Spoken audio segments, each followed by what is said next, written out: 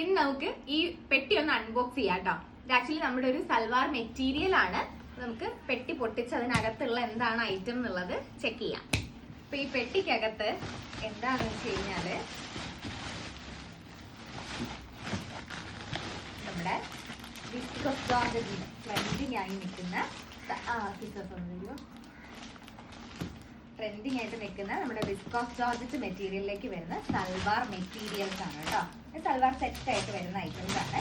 Just ഒരു colour option just ഒന്ന് open ചെയ്ത് കാണിക്കാവേ. ഇതിന്റെ ഒക്കെ ഡീറ്റെയിൽഡ് ആയിട്ടുള്ള വീഡിയോ പോസ്റ്റ് അധികം താമസിയാതെ തന്നെ നമ്മുടെ പേജിലേക്ക് വരും.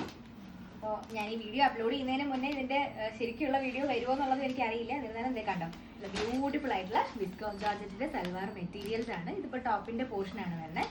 ദെൻ ബോട്ടമിന്റെ പോർഷൻ ഇതിന്റെ ഉള്ളിലേക്ക് വന്നിട്ട് ഇങ്ങനെയാണ് ബോട്ടം വരിക. ദുപ്പട്ട വരുന്നത്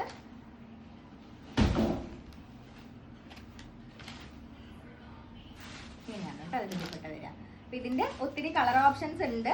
ആക്ച്വലി ഇതിപ്പോ ഈ ഒരു സെറ്റിലേക്ക് വരുന്ന കളർ ഓപ്ഷൻസ് എന്ന് പറയുമ്പോൾ ഇതിപ്പോ നല്ലൊരു പേർപ്പിൾ വൈൻ, നമ്മുടെ വൈൻ ഗ്രേപ്പ് വൈൻ ഷെയ്ഡാണ്.